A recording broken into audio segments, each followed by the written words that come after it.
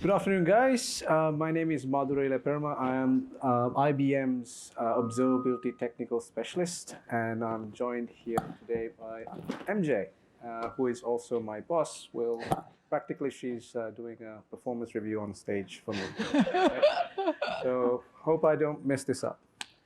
I think we started well. All right, cool. So, MJ, what's with the cape? Well, you told me you're wearing a hoodie. And I was like, oh God, I got to get with it. How can I one-up a hoodie? So I thought I'd wear my cape. Yeah, I think, why does MJ have a cape?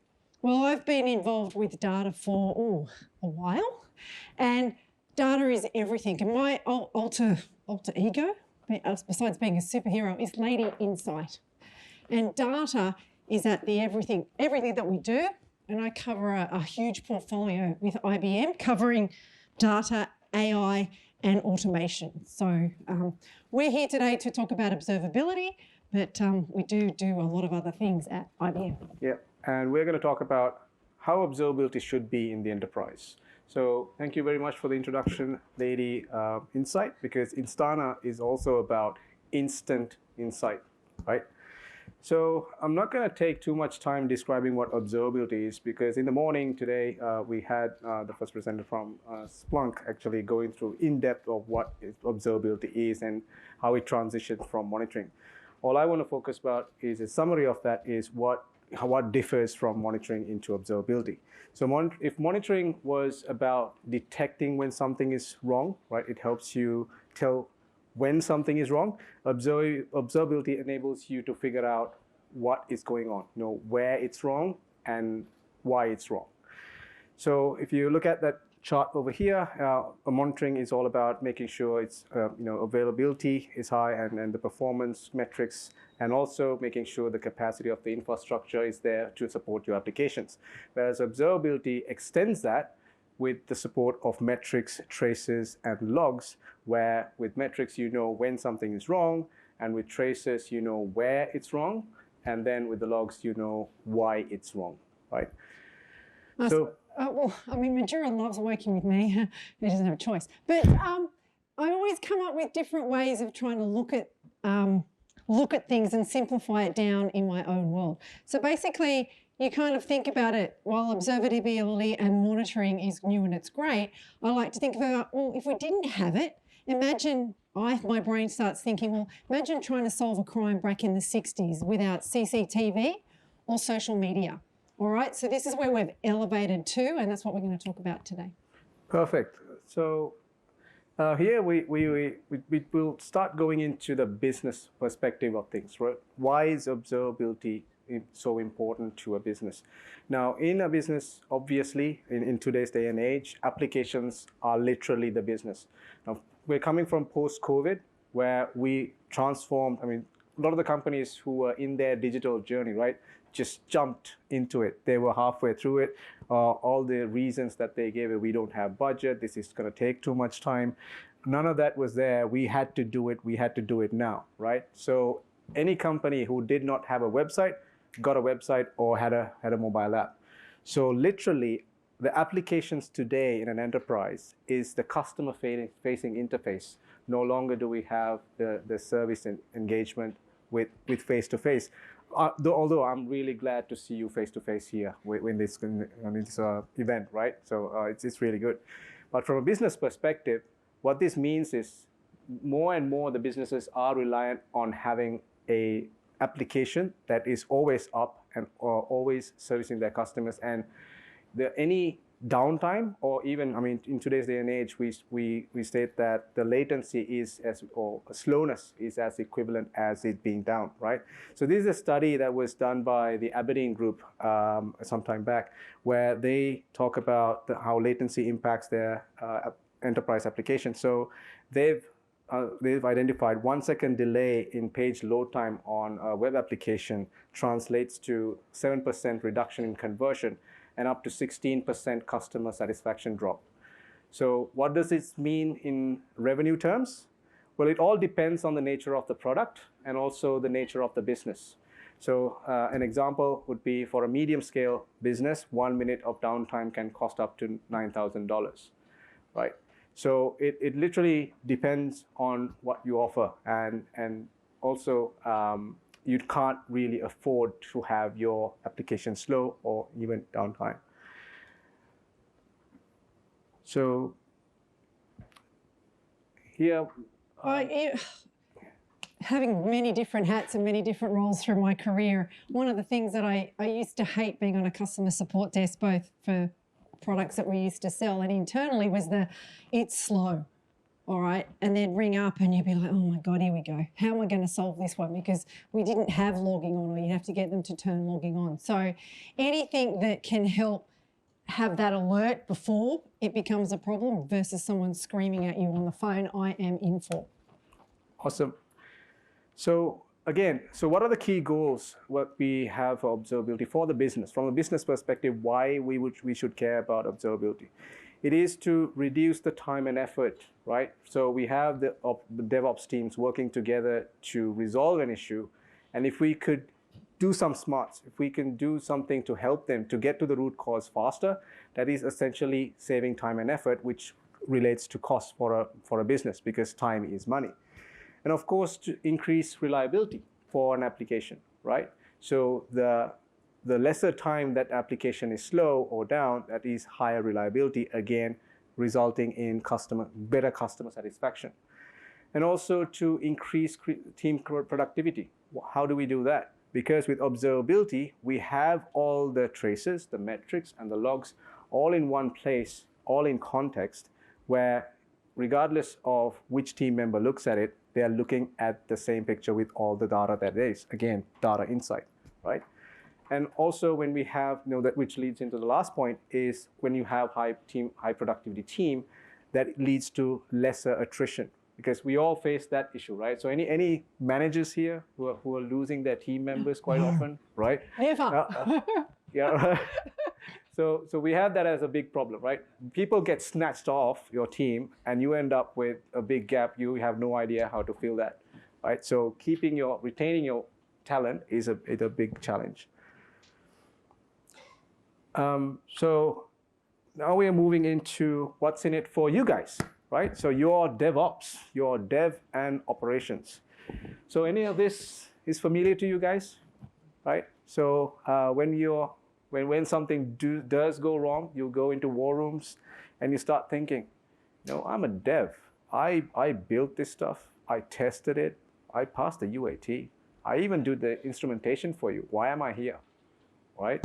So it really takes away that time that you are already invested in building new apps, new features, next exciting project. And here you are trying to troubleshoot something that you kind of feel like it's the ops responsibility, right? So kind of like that. And then, do you know at that point in time, no matter how much testing you've done, whether it is a problem with the latest release? How do you put that in context? We know something is wrong, but how do you know it is not your code?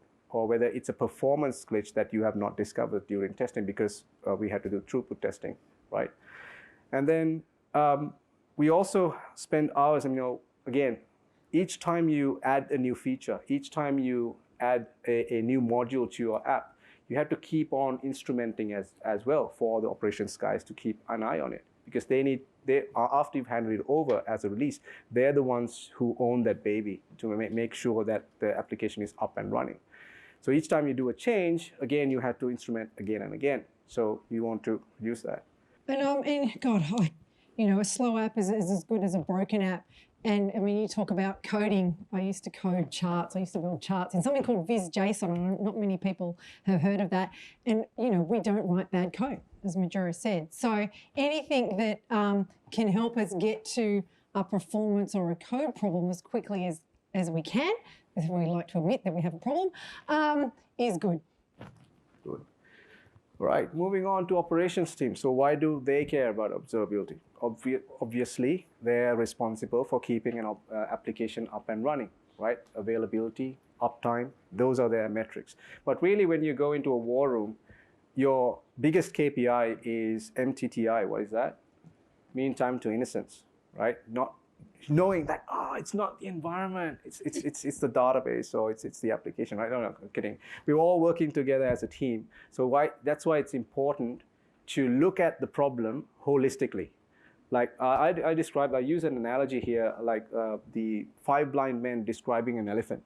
So imagine 5 blind men, one taking hold of the trunk, one taking hold of the tail, one taking hold of the leg and the belly, each describing what they feel, right? One is describing very thin, very hairy. The other describing very windy, the tusk, the blowing into his ear, the hair. So they're describing the problem the way they see it. They're not lying. They're describing it the way they understand in that small window of tool, whatever that they see. They're not looking at it from a holistic view. So that's why we end up in a war room with disagreements. So what if you have all of that information in context, in one tool, where everybody, no matter where you start, whether you have a different perspective, we all end up with the same conclusion, right? That's what we want to achieve. So imagine a scenario where you have a MySQL server that is down. Do you have any idea as op teams what other applications it is serving to, right? You have a MySQL server, it's down. What applications it's corresponding to? Because once you get a package from the devs, you deploy it in your Kubernetes environment, you just have the package and you don't know what the dependencies are, right? So that's the key. Because otherwise I start screaming, and then I start screaming at Madura, and he's like, oh my God, in terms of... And I know when MJ screams that it's not something good, and again, performance review not going to be good, right? Right. So how does Instana help with all of these problems in addressing this? So we try to make it as simple as possible for both the dev and the ops teams to observe their applications through a series of automation, contextualization, and intelligent action. So we get to start off with, what do we automate? So starting from the agent, we have a single agent as opposed to multiple agents. So once we deploy that agent on a host, it may be a virtual machine or a Kubernetes worker node, it automatically discovers the workloads that are running on it. What I mean by that is, let's say you run a database server, you run a middleware component like a message bus or a message queue, and then you have your application server, your web server. All of those workloads are automatically discovered and instrumented. How about that? No more having to compile your instrumentation with the I don't know what I'm going to do you? Yeah. So with that, you don't have to recompile every time you change something, because the agent attaches itself at runtime, not at dev time. What right? agent? Stan. This? Stan. Him? So Stan is our AI that helps you in doing this automation. So the agent itself... We couldn't get him here live for you today as well. So another reason I'm in a cape, because he's our little superhero. Right. So that AI helps you with discovering the workload, getting the metrics and the traces and the logs automatically without you having to instrument it each time you change, right? So auto instrumentation, and we don't have to restart agent, we do that. So there's no service disruption while we're doing this. So that helps with less stress for the SREs, because that takes out a lot of the workload from them. And then complete fidelity, we don't sample any of the traces. We capture 100% of the traces. So even if there's one customer who's impacted by one transaction, we know who that transaction belongs to, which customer, which app, which component. And we have 1 second granular metrics. Why is that important? A moment ago, Drake explained about serverless workloads. Now, we talk about Lambda services, we talk about Fargate, right? So those are serverless workloads that might execute for a couple of seconds, and they appear, they disappear. So maybe if you have an APM tool that aggregates at the data and the metrics at your agent and then passes on in batches, let's say in 10-second intervals, by the time your Lambda service executes and gone, you don't even see that on your dashboard. So how would you know that there's something going wrong with that service? So with Instana, we stream in real time. So but the time between an event happening on your application component to the time that you see on your dashboard is in the range of 3 seconds. So we do it in absolute or real time or near real time as possible. And we have out-of-the-box curated knowledge bases. So things like you would detect things like elastic cluster in a split brain scenario. So those kind of scenarios are understood by the APM and reported without you having to configure that. And that's where the smarts of Stan comes in. And so once we get the data, okay, automation is good, right? On the agent side, we collect that information. So if we still get the metrics and the traces and the logs without a contextualized view, it doesn't mean anything, right? So we maintain a proprietary neural network-based dynamic graph, as we call it, a live state map, if you will, of what the state is of an application and all of its dependencies. So if you're familiar with building the dependency map of your business application manually in your APM tools, whichever you are using, Instana, you don't have to do that. Once you define the scope of your business application, Instana or Stan builds that dependency chart for you. How awesome is that? It discovers who talks to who, over which protocol, and also discovers the APIs that it uses, or the exit or entry points, as we call it in the dev world. And it creates that dependency map, not just between the environment that you're monitoring with the Instana agent, but it also discovers certain external components as well. So say, for example, you have a payment gateway with PayPal. You can't really put an agent on PayPal, right? So but still, it would discover that an API call is going out to PayPal and show you that as a service in that dependency map. I know, the first time I saw the dashboard, I'm not exactly sure what I said to Madura, and it was just like, I'm like, so that's everything. It's all laid out. I could see they look like buildings on a football field. That's how my brain starts to visualize things, but I really like the dashboard. Right. So cool. And we have different perspectives, as I said before. You can start investigating from an infrastructure view if you're a SRE or a systems engineer. You can start from an application perspective if you're in dev. So wherever you start your investigation, or you can start with the alerts, right, and drill down into anyone. The context follows you. So you will only see what you need to see, and it will not convolute you with all of unnecessary metrics or traces. And you get that is exactly what business application perspective means. And then when you're under the pump, right, to solve an issue, you need your UI to be simple enough and clear enough and concise to get to the root causes as fast as possible. Would you believe it or not, most of the customers that Instana has don't take training from us at all. It's so intuitive and user-friendly that they start using the product on their own. We don't have to train them even. And how long does it take to install? Oh, good question. So how long does it take for your APM to go from agent installation, configuration, to seeing something in the dashboard?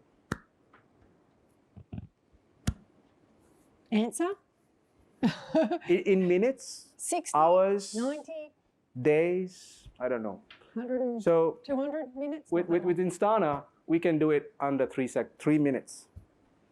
Under 3 minutes to install, because configuration is part of the install. I mean, it's literally a curl command.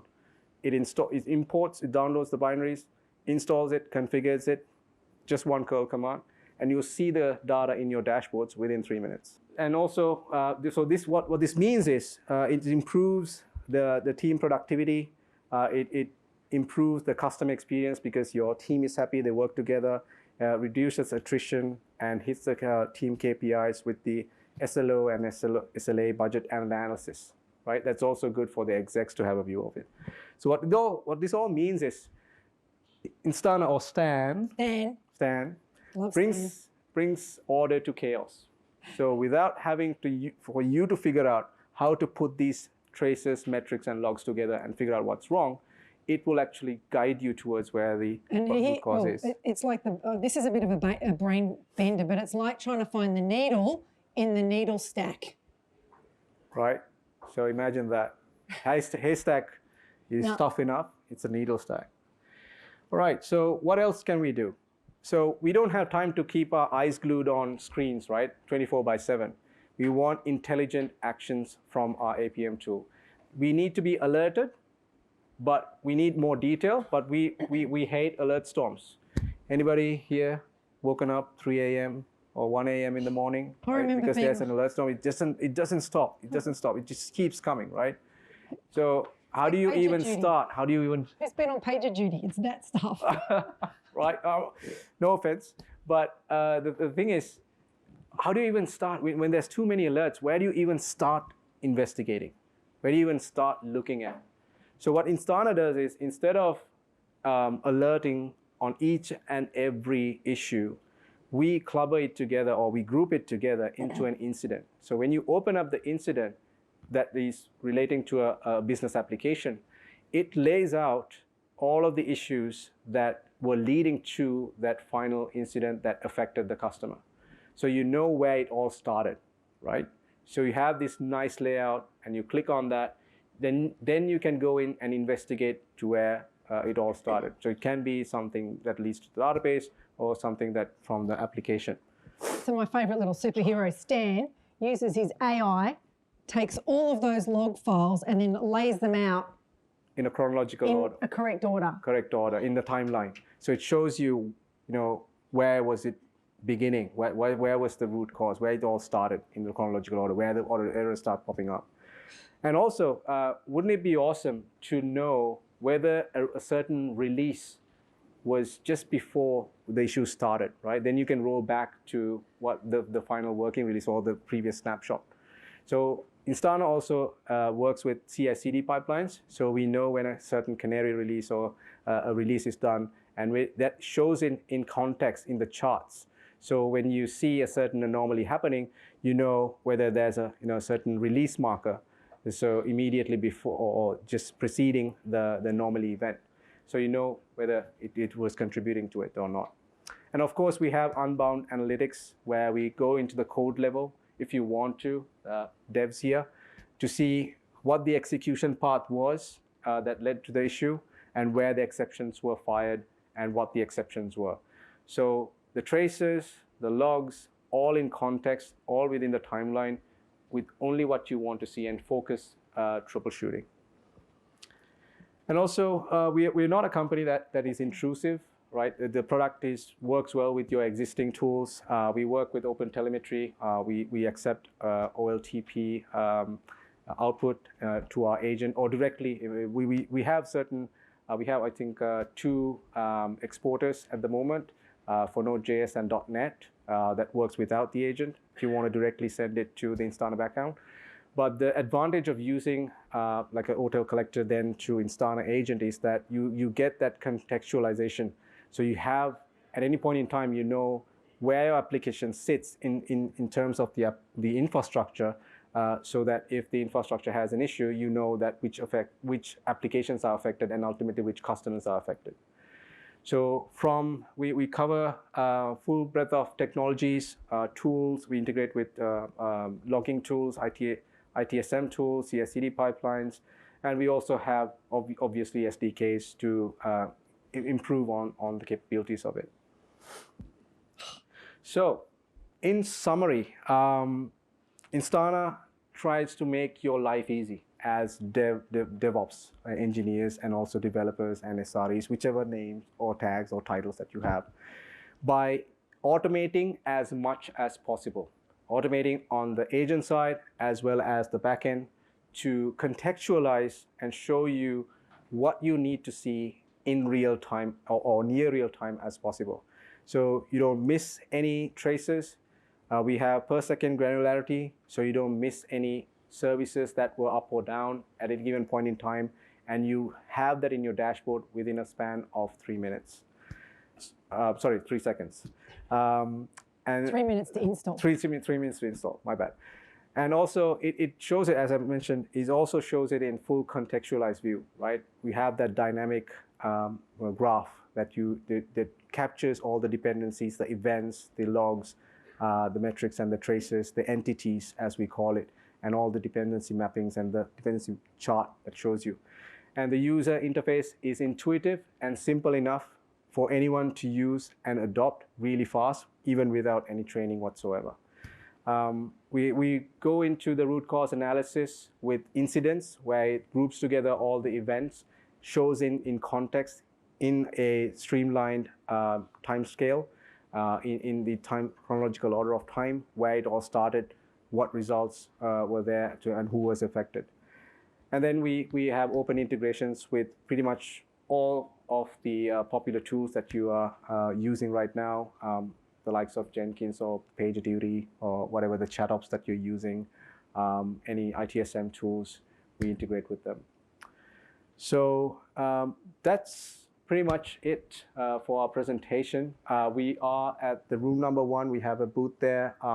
It would be a bit difficult to find. We have have the cape on. Yeah, we have MJ cape on. You can't miss her. I'll be there with the Instana hoodie on. So it's near the IBM booth. Next to it, you can find us there. I'll do a demo for you if you're interested, or if you have any questions, please visit us. Thank you. I suppose the most important question here is, do you think he's passed? A thumbs up? Come on. Thank you, everyone. Thanks. Thank you.